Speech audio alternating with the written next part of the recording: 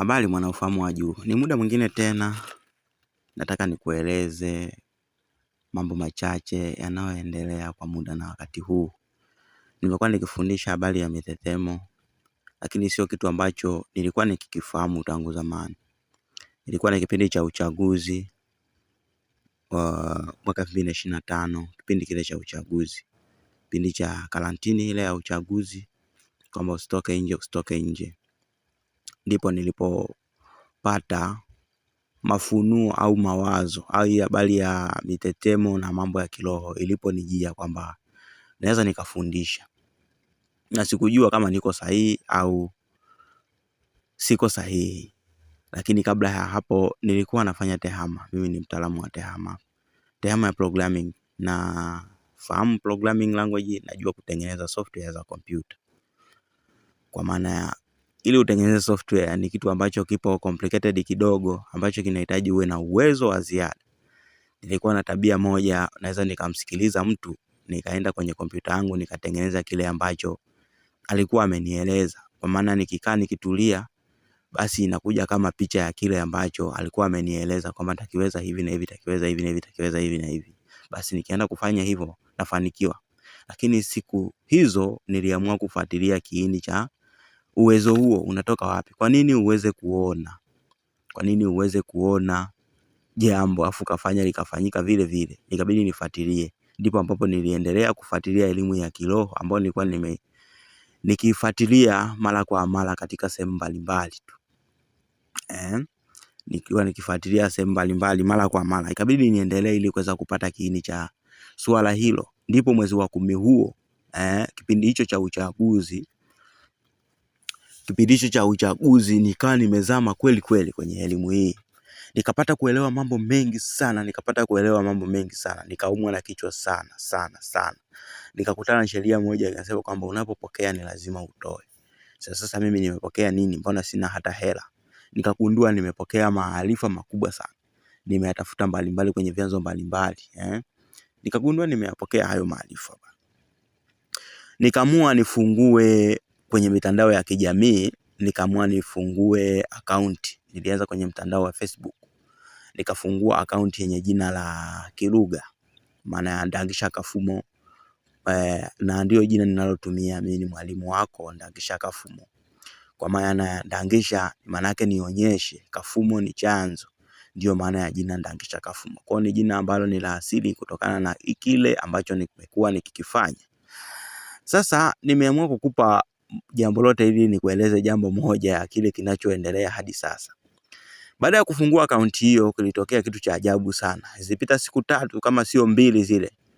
Kama unavyofahamu, akaunti ya Facebook ikifikisha watu 5,000, hauwezi tena ukaomba urafiki, hauwezi ukamwadi tena mtu urafiki. Labda uibadilishe watu wao wanakufollow tu. Ilikuwa ni siku 2 zile, ikawa imejaa watu 5,000. Sababu nilikuwa najifunza mambo ya kiroho, nikajua moja kwa moja kwamba hii kitu haijawahi kutokea, pamoja na kwamba nimeanza kuchezea mitandao na shughuli yangu ya tehama. Kama unavyofahamu, huwezi ukafanya programming bila kujua mambo ya mitandao haya. Kwa ni mtaalamu kweli kweli kwenye tehama. Sijawahi kuona speed ya namna ile, sijaweka tangazo, sijamwambia mtu anifuate, lakini ilikuwa ni kwa muda mfupi sana hilo jambo likatokea.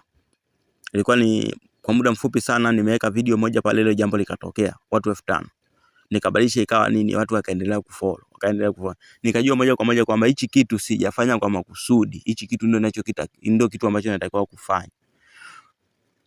Nikawa na mambo mawili sasa, tehama alafu na shughuli za kiroho. Lakini siku moja nimekaa nafuatilia katika tehama, nikaja kugundua kwamba nyuma ya teknolojia kuna masuala ya kiroho, na ni siri, watu hatuambiwi. Kuna masuala ya kiroho, kuna ajenda ya kiroho, na nikaja kudhibitisha mimi kwa macho yangu hadi hivi ninavyoongea nipo ziarani. Kwa maana ya mara nyingi utakuta sehemu aliyoweka minara, sio sehemu zote, achana na mjini, kwamba mjini, nenda sehemu ambazo za vijijini. Minara hawaweki tu ili mradi, wanaweka kwenye milima maalum. Na huo mlima ukifuatilia utakuta kwamba kuna sehemu huwa wanatambikia. Kumbe kwenye milima huwa kuna nishati za kiroho. Nikaenda mbali nikafuatilia habari ya kiundani sasa, achana na stories za juu. Habari ya minara, si minara ya Nimrod sijui na nini, walikuwa wanajenga minara, sijui minara. Nikaikuta hii habari ipo hivyo hivyo, kumbe kuna minara ambayo huwa ni ya kiroho, ambayo ndio ina facilitate mawasiliano. Na watu ni wajanja, wanajua hicho kitu. Sehemu yenye nishati za kiroho wanajua kwamba ni pale, wanaenda kuweka hicho kitu. Kwao nikawa sina mashaka kuhusiana na habari hiyo kwamba TEHAMA, nyuma ya TEHAMA kuna habari ya kiroho. Nikijumlisha na yale matukio kwamba nilikuwa nafanya programming yangu, basi nikilala program inajitengeneza kichwani, nikiamka naanza kufanya hivyo ambavyo nilikuwa naona nikiwa nimelala. Umeona? Nikawa sina mashaka kuhusiana na hiyo habari. Tangu hapo nikaamini kwamba ili ufanye jambo lolote katika uwepo huu ni lazima uwe vizuri katika mustakabali wa kiroho. Ndipo nikaanza kufuatilia mambo ya kiroho. Nikaanza kufundisha sasa. Kwamba nilichokipokea nifundishe watu. Kwa maana ya Ndakisha Kafumo. Wale ambao wamenifuatia tangu siku nyingi, sina hata mwaka tangu nafuatilia mambo, lakini mambo yameenda kwa speed sana. Mambo yameenda kwa haraka sana, mambo haya yameenda kwa haraka sana. Nikawa nafundisha, nikawa napata watu. Na watu nilikuwa napata ni watu maalum, watu special, watu ambao ni so talented, watu ambao wana nguvu za ziada, ni watu ambao kama mwewe kuona zile movies za kizungu wanaita X-Man, ni watu ambao wana vitu vya ziada. Huwa napenda kusema mito ni mingi sana, lakini sio mingi kama mimea. Kwa maana mimea ni kitu cha kawaida, mito ni vitu ambazo sio vya kawaida. Kwa watu hawa ambao ni talented, ambao wana vipawa, wapo katika jamii. Nikawa nakutana nao siku baada ya siku, akawa ananipigia simu, mwalimu ni hivi na hivi na hivi na hivi. Kwa bahati nzuri maelezo yale nilikuwa natoa yalikuwa yanafanya kazi na inakuwa inafanya kazi. Wanafanikiwa, wanapata masuluhisho yao bila hata kuoga hata chembe ya nini, si pachukua mchanga ufanyaje, hakuna. Wakawa wanafuatiliwa katika maelezo ya elimu yangu hiyo nilikuwa naitoa kipindi hicho. Sasa ilipofika mwezi wa 3 mwaka 2026, nilipokea jambo la ajabu kidogo. Lilikuwa ni jambo la ajabu, lakini kwa sababu nilikuwa nimeiva kwenye mambo ya kiroho, sikuona kama uajabu wake. Nililielewa na kulipokea na kuliheshimu. Kitu ambacho hujui, kila baada ya muda fulani, kila baada ya miaka kadhaa, nishati huwa zinaibuka, nishati za kiroho zenye nguvu sana. Lakini ni wachache wenye kufahamu jambo hili, kwamba baada ya muda fulani nishati huwa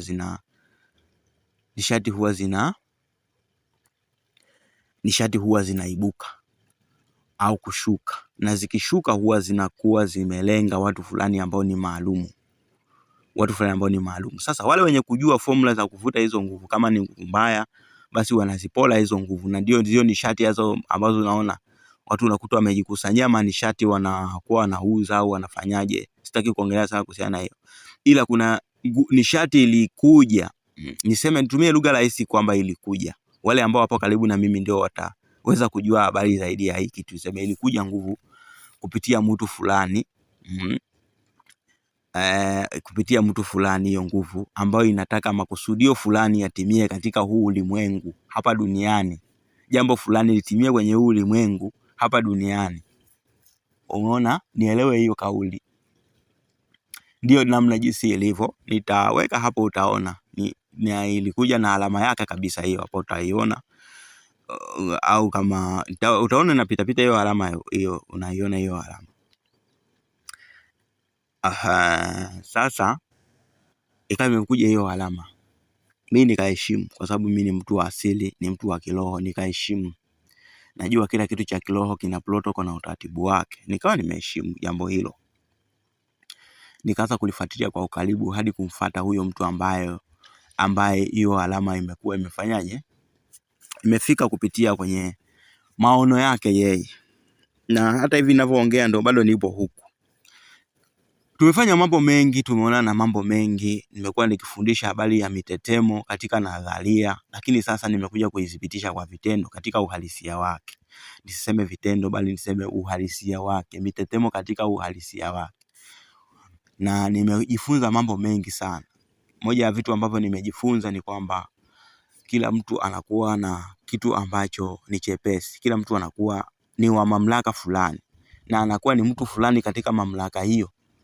Yaani kila mtu huwa ni wa mamlaka fulani na anakuwa mtu fulani katika mamlaka hiyo. Mamlaka inakuwa na watu wengi wa vyeo mbalimbali, na hata watu ndio hivyo hivyo. Ndicho nilichojifunza. Mwingine inaweza kuwa rahisi kwake kupokea maarifa ya namna hii na kuyatoa kwa lugha rahisi kwa wengine, lakini mwingine inaweza ikawa rahisi kufanya jambo fulani ambalo watu wengine hawawezi. Lakini mwingine anaweza akawa ni mtu anayehusiana na thamani za kifedha. Watu wapo aina mbalimbali. Kwa hiyo nikaheshimu kwa nini ile jambo limemfikia yeye na sio mtu mwingine, au kwa nini limeshuka katika mazingira haya. Nikalifuatilia na ukubwa wake ambao watu wa karibu ndio wanaweza kujua. Hapa tuko hadharani na vitu vingine vinakuwa vinaenda kwa kodi zake. Sio jambo jema, sio jambo baya, ni jambo jema tu. Ni jambo jema. Sasa nimekuja hapa naongea, nilikuwa nataka nikujulishe kinachoendelea.